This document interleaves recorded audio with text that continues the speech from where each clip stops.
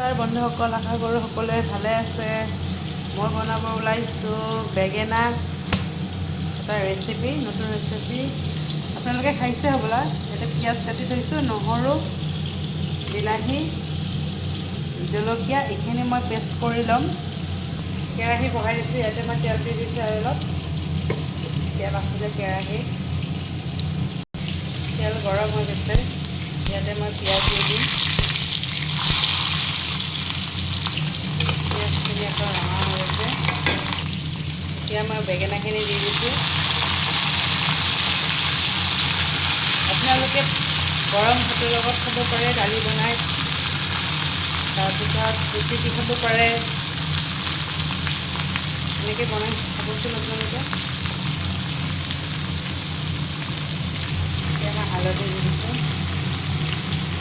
এচামুচ পৰিমাণে হালধি দি দিছোঁ, এচামুচ নিমখ দি দিছোঁ। পৰিমাণ অনুযায়ী আপোনালোকে দিব। এতিয়া মই লৰাই দিম। এতিয়া মই এইখিনি পেষ্ট কৰি ল'ম। মোৰ পেষ্টটো হৈ গৈছে, এতিয়া মই পেষ্টটো দি দিম। এনেকৈ ৰঙা কৰি ভাজি ল'ব আপোনালোকে।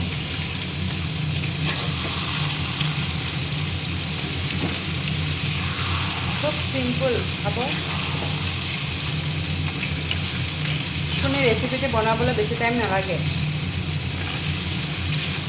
10 মিনিটতে হৈ যাব।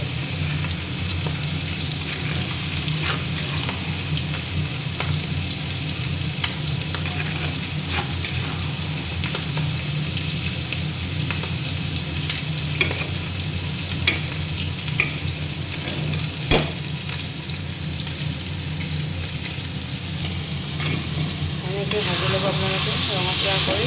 মছলাখিনি ভজা হৈ গৈছে।